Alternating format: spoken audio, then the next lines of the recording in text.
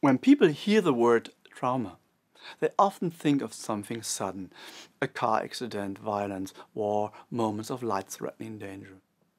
But there's another kind of trauma, quieter, often invisible, and yet deeply impactful. It's called developmental trauma. It doesn't come from what was too much, it comes from what was not enough. Developmental trauma means something essential was missing. A child needs more than food and shelter. A child needs connection, protection, resonance. The felt sense, I'm welcome here. I matter. I'm safe. When that's missing for a long time, the soul doesn't scream. It simply retreats. And the body learns to stay alert just in case. What's left is tension, insecurity, and inner emptiness without a name.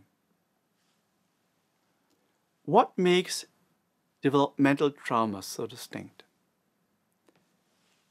It isn't one dramatic event, it's a long-term absence. For example, growing up in a home where no one truly listens, being around caregivers who are physically present but emotionally absent. Having to perform, stay quiet, be good to earn affection. These are subtle wounds, but they shape everything. They form how we see ourselves, how safe we feel in the world, how close we allow others to come. The symptoms often show up much later. As adults, many people with developmental trauma say things like, I don't really know what I want. I can't feel my boundaries. I feel numb or overwhelmed. I function, but I don't feel alive. These are not just thoughts. They are survival strategies. Because where emotional safety was missing, a clear sense of self often never had a chance to form. Developmental trauma is not about blame. It's a lens for understanding. This is not about accusing anyone. It's about making sense of what wasn't there. When something essential was missing in early life, it's no surprise that the inner balance feels shaky. Understanding doesn't mean it's hopeless. Yes, it means there is a way forward. That's important. Healing is possible through new embodied experiences. The nervous system can learn. What was once shaped by fear is something that can slowly be reshaped by safety. Not instantly, gradually, with patience, with support. Healing often begins through a safe, therapeutic relationship. Trauma-informed bodywork. Honest, nourishing connections. This is not about fixing something broken. It's about maturing into wholeness. About receiving what was missed.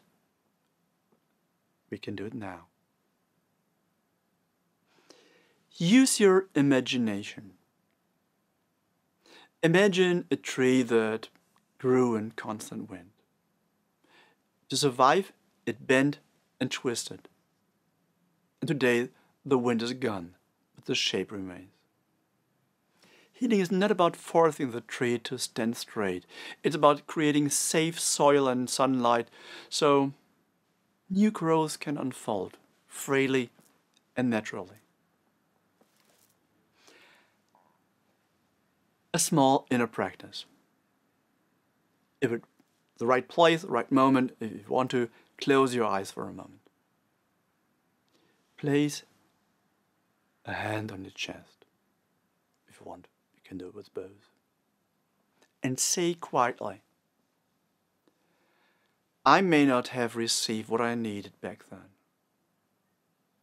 Today I'm here. I'm learning to stay. And that matters. Repeat it gently and let the body feel it. I may not receive what I needed back then. Today, I'm here. I'm learning to stay, and that matters. Feel it. Allow it to yourself.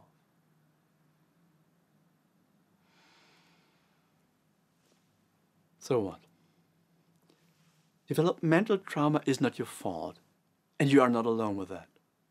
You don't need to go back and change the past. You get to choose how you want to live today, now. You deserve to feel real, safe, and alive. Not someday, today.